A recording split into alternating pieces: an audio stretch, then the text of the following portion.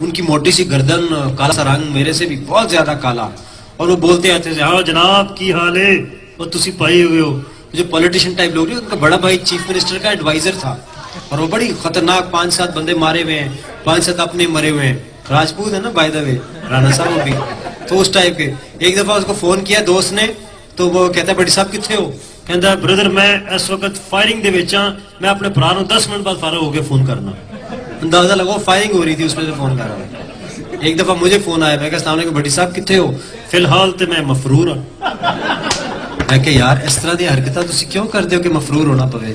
وہ یار بے وقوفا, مفروری جڑی ہے نا دراصل ہجرت ہے, دا بھی ثواب ملتا ہے. اس کے اپنے ہی آئیڈیاز ہے نا دنیا کے. ادھر میں نے آپ کو سنایا تھا, وہ بڑا مزے کا تھا, پتہ نہیں آپ لوگوں نے سنا نہ تھا کہ نہیں سنا. وہ ہماری میڈم شیریں مزاری, بڑی ایک میڈم ہوا کرتی تھی.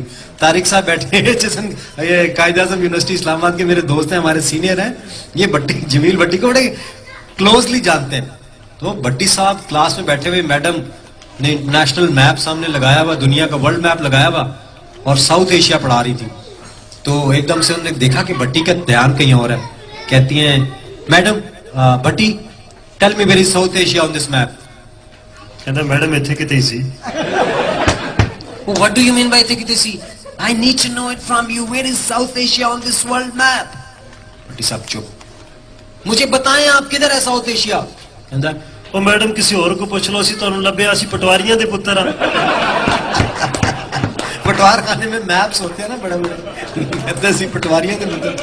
تو اس کے بہت سارے جوکس اس سے ریلیٹ. ایک دفعہ ہم اس کے گاؤں جا رہے, تو گاڑی میں بیٹھ کے نا, تو ایک لڑکی جا رہی تھی دور سے نا, پانی کی گاگر سر پہ رکھی ہوئی. کہندا ایک دوست بولا, کہندا وہ دیکھو دوشیزہ جا رہی ہے. تو بٹی کہتا ہے یار تینوں یہ نام دا کس طرح پتہ لگا. اور آپ نے فورٹریس اسٹیڈیم میں وہ دیکھا ہوگا ایک گلبی سینٹر, GILBY کپڑوں کی شاپ ہے, تو اس وقت اس کی رینوویشن ہو رہی تھی, تو گلبی سینٹر بڑا بڑا لکھا ہوا تھا وہاں پہ. تو بٹی صاحب منہ میں کچھ پڑھے GIL.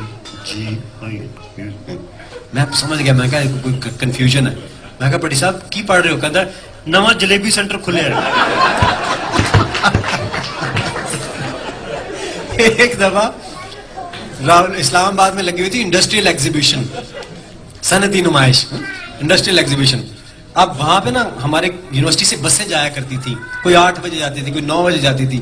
تو سب دوستوں نے پلان کیا کہ آج رات ہی صنعتی نمائش سے جانا ہے. بٹی صاحب بھی تیار شیار ہو کے نا وقت سے پہلے ہی بس اسٹاپ پہ کھڑے. تو گئے, تو باقی لوگ آ کے بس میں بیٹھ گئے. تو کہندا کتنے چلے ہو؟ وہ کہندا سارے لوگ کہنے لگے بٹی صاحب آ جاؤ انڈسٹریل ایگزیبیشن جا رہے ہیں. کہتے ہیں انڈسٹریل ایگزیبیشن, یار منو تسی صنعتی نمائش واسطے تیار کر کے آپ اتنے جا رہے ہو.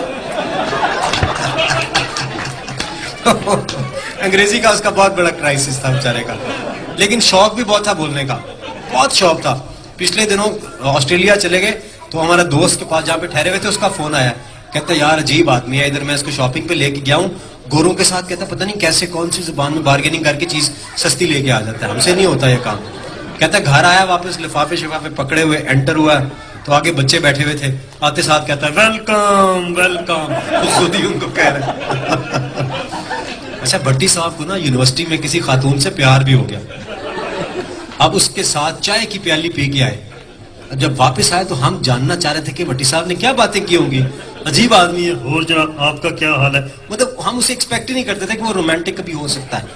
اب وہ چائے پی کے آیا تھا لڑکی کے ساتھ, ہم چاہتے تھے کہ بٹی صاحب کچھ بتائیں.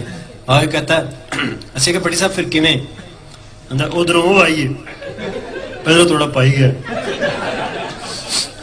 آئیے. میں کہ جناب بیٹھو. بہ گئی, میں اتنے لایا سی 3 بور, میں کڈیا ٹیبل تے رکھ دیتا.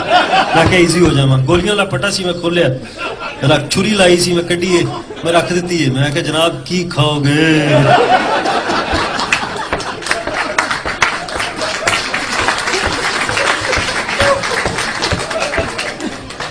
آگے اسلحہ پڑا ہوا سارا. اور وہ جو کمال والا تھا نا آخری اس کا, وہ تو میں آپ کو کیا بتاؤں. وہ میں نے سنایا بھی تھا وہاں پہ ریحان کی شادی, اور شادی والے دن وہ بٹی صاحب سے کہہ رہا ہے بٹی صاحب آپ نے تو سنا ہوگا تارے پہ.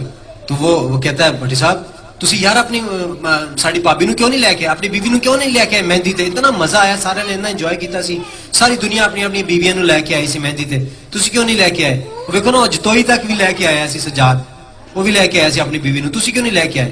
وہ چلو یار چھوڑو اس کر لوں. اب بھٹی صاحب کہنا چاہتے تھے اس کی بیوی ذرا سوشل ہے, میری بیوی نہیں جاتی اسی جگہ پہ. تو کہتا ہے یار وہ دی بڈی ذرا کمرشل ہے نا.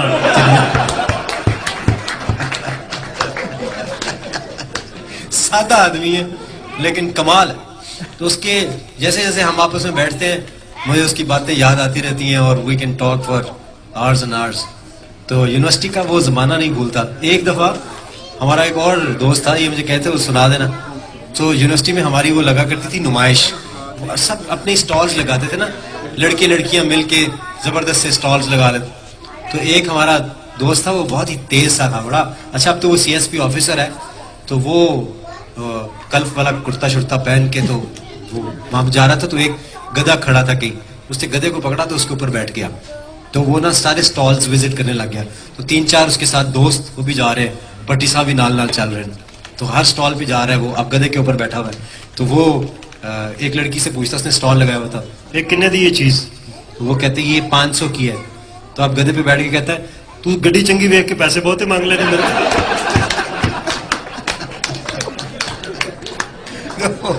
وہ جو زمانہ یونیورسٹی کا نا جی, وہ نہیں بھولتا بندے کو. تو باتیں ہوتی رہیں گی. ایک پلیج اناؤنسمنٹ ہے جی, اور اس کے بعد ہم ٹوٹل آپ کو بتاتے ہیں اور پھر ہم آپ کو اچھا سا سرپرائز دیں گے.